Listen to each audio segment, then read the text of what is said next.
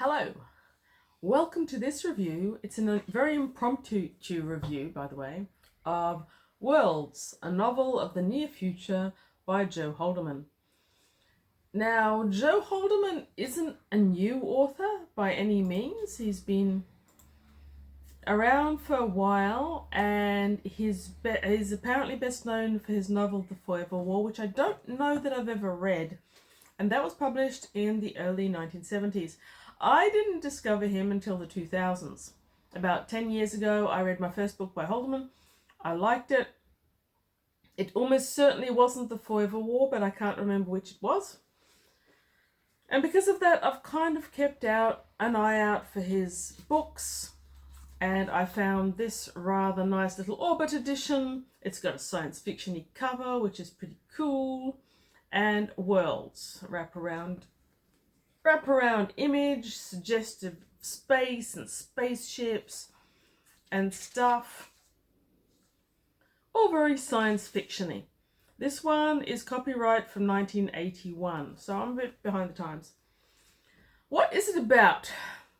Now that is an absolutely excellent question, which I ask myself on a regular basis while reading it.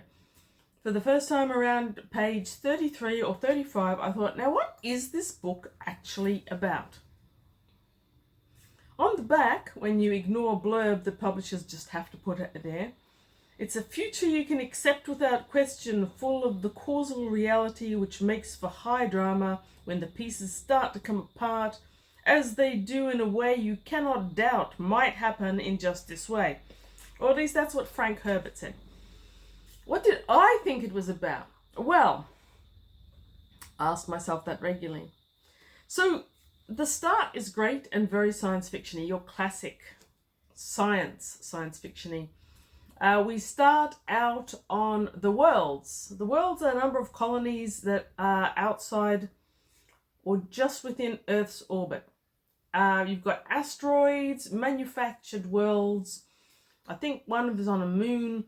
There's fascinating discussions about how asteroids were brought to the right orbit, how people decided to colonize them. A little bit about the type of colonies that the various ones have.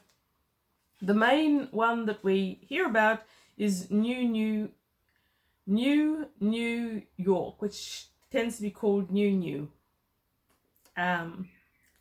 occasionally, which started out as an asteroid named Paphos, something like that. And it sounds like that one was settled on a vaguely commercial American-based corporation, moved into orbit, and our main protagonist is from there. Now, Marianne O'Hara is actually a not bad character, and she is arguably our central protagonist throughout. Her characterization is iffish, but in the beginning she's basically this vehicle to learn about New York and the other colonies. She visits Devon's World, which sounds like it's some sort of religious one. We hear about other ones. One settled colony is called Bismillah Mashallah. Another one is called Mazel Tov. I think it's Mazel Tov. You've got all these different colonies with different ethics, but none of them disconnected from Earth. They all rely on Earth for basic water, hydrogen type things, and they also all export to Earth various goods that are manufactured in space. New. I'm just going to call it New. Haldeman does, after all. Exports a large amount of power to Earth. Earth claims that it provides 10% of the power grid to America. We later learn out that that isn't quite the case. Now, this start is great as we learn more about the colonies and asteroids and stuff and the political systems. This is a very political book. If you aren't interested in sociology and you aren't interested in politics at all, I'm not sure that this is going to be the book for you, because it seems to be Haldeman's primary interest throughout. Now, Marianne O'Hara is good at studies, so she's that 1 in a billion that wins the lottery to get a trip to Earth where she's going to study as a postgraduate though she's 22. And what she's mainly studying are political and sociology type things when she gets there. She goes to New York on some sort of exchange program, and she's studying and she meets various people. And then there's this long travelogue as they do this extended tour of England, Europe, various other parts of the planet before coming back to New York. I guess it's not a spoiler, but at some point shit hits the fan and we look at a possible apocalyptic scenario. Now, Marianne, let's start with her. Characterization throughout this not insignificant book is patchy at best. So it's a nearly 262 page book. And throughout it, from about page 35, every 20 pages or so, I'd look up and go, what is this book actually about? It's exploring politics and it's exploring sociology. I get that. It's exploring the various types of social construct that they have on the worlds, on New, and the other asteroids and stuff, with what you've got on Earth. I'm overall not entirely sure what he was doing here. So America has had a second revolution and is a very different America from what we see today in 2025. And if you were American, you might be able to easily tell what those differences are. For me, it wasn't that easy. Nevada and Arizona now seem to be foreign countries within America, or foreign states within America. Different laws apply, and so forth. There's other strange things. I mean, there's other political things. You've got Russia's become sort of incorporation. There's a whole heap of communist blocs and Eastern blocs and stuff. Politics change. I'm unclear as to what they were about. That second part where Marianne, or O'Hara as she prefers to be called, is traveling around the globe, basically reads like a travelogue. It feels like Joe Haldeman has actually traveled a fair amount of the world, is interested in food, which I support. And this travelogue that she goes on seems aimless and pointless to the most part. Now, the characters were not great. We've got O'Hara, she is our main protagonist. We've got various other people that drift on in and out. We learn that in this future, I think it's meant to be set in 2080, in the 2080s or something, written in 82, set in the 2080s. Anyway, most families have got this line of descendancy. O'Hara has taken the name of O'Hara. It's not a surname that her mother or her father have. I think she has a mother and two fathers because you've got these triune marriages things happening out in the world. It's one that she's accepted, but you have to have a line to be recognized by the worlds. Only they're used on Earth. I don't know. I really don't know. And I couldn't keep the characters straight. So we hear how promiscuous and how sex is unemotional and isn't as complicated as it is on Earth if you're out on the worlds. So O'Hara has all these partners, and I did manage to keep one of their names straight in my head, but all the way through this book, I basically hear a name mentioned and go, now who was that again? John? I've still got no idea who John is. I guess we met John in the first, I don't know, but for the rest of it, I've got no idea. And that was it with most of the characters. They were very superficially treated. They were dated. They were dated in that way of writing in which you have a character and you're given just enough for the nonce, but then you don't hear about them for chapters and chapters, and so by the time they come back, you don't know who they are. Another way in which this is dated. And I can be critical about things that have dated in the writing of older books. Normally, I'm critical of writing from much older books. The 80s isn't that long ago. And I can be more critical about that sort of dating from the 80s onward because I was around for the 80s onwards. I don't feel that they should have dated as badly as some of them has. Now, if someone is writing women in a cringeworthy way because they grew up in the 30s or the 40s, it's like, yeah, okay, society has changed. And Haldeman wasn't a new writer in the 80s when he wrote this, but we knew better by the 80s. So starting off with a young woman who is not interested in genealogy, as I was not when I was young, but who is forced to take an interest approaching menage. Menage? Do you even pronounce it that way? I mean, come on. Who uses a phrase like that? Women bleed when they reach sexual maturity. Menage? Who calls it that? Anyone? Does anyone on earth, anyone watching this video, have they ever said menage in conversation? And am I even pronouncing it right? Ick, for a start. Okay, so apparently when she mates, she's going to have kids, and so that's why she needs to worry about genealogy.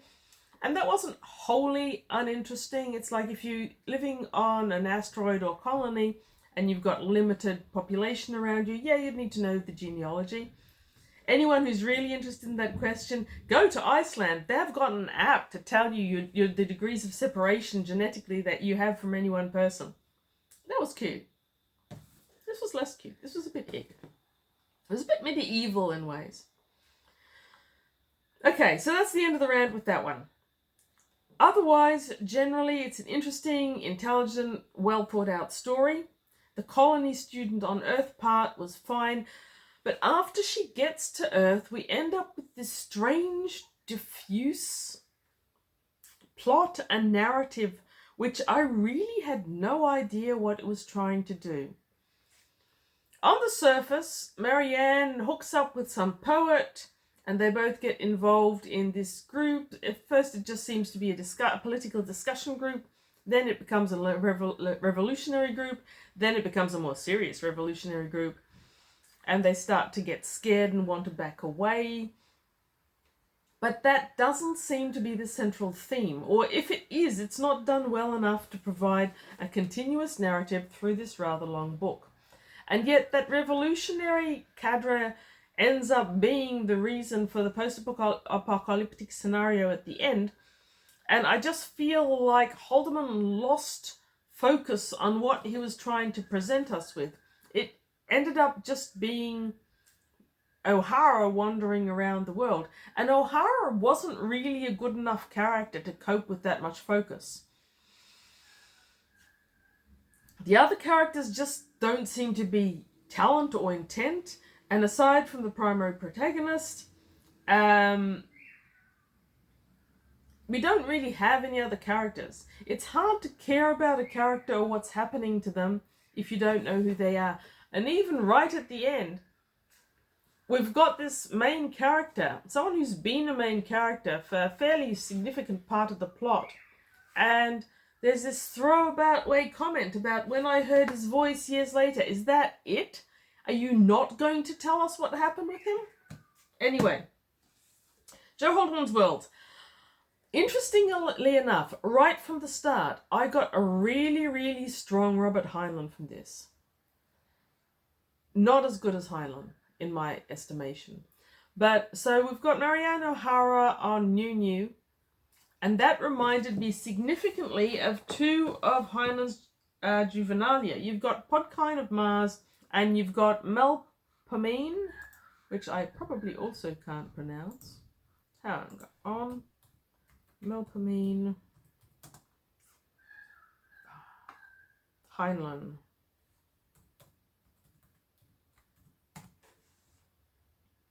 Okay.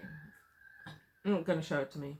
So Heinlein had a couple of juvenilia where he had central female characters, and they were living in space, and a whole heap of stuff happened. Podkine is a good one. Melpomene, as far as I can remember, was also a good one. I don't own that one anymore, so I haven't read it recently. That female protagonist living in space where everything's different to Earth felt very, very similar.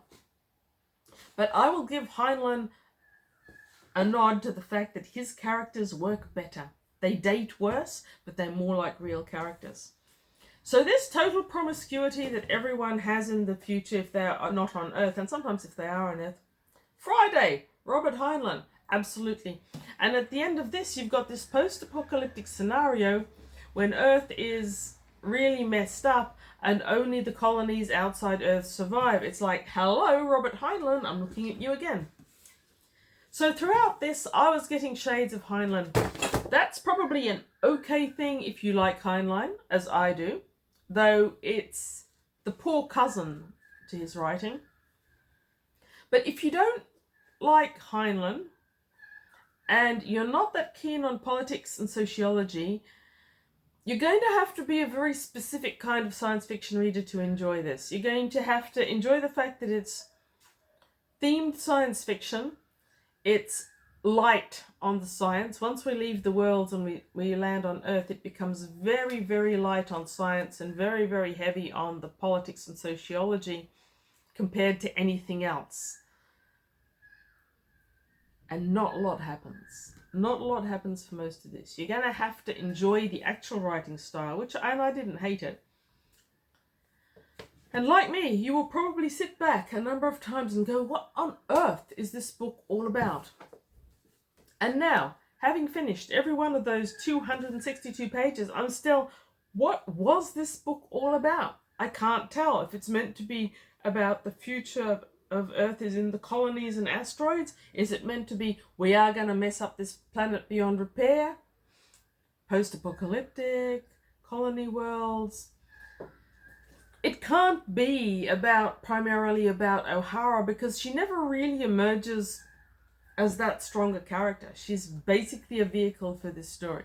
So anyway, I suspect it's mostly about politics and sociology and how revolutions form and how a revolutionary scenario could work on Earth if someone was really trying it. Friday did it already. Just saying. Okay. Stop repeating myself. Joe Haldeman Worlds, a novel of the near future. It's not that near if you ask me, because we don't have any colonies in space and we're already in 2025. Not a bad book for the determined classic science fiction writer, but it feels a bit dated. It doesn't feel as contemporary as I'd expect a book written in the 80s to be, and it has got niche audience. So I'm not saying don't read this one, but I am saying listen to what I'm saying. It may or may not be for you. Anyway, thanks for watching. Like, comment, do the algorithmic things if you want to. Engage in a conversation about books, especially if you've read this book. I'd like to hear what you thought. And go away, read good books, enjoy good books, because reading science fiction is wonderful.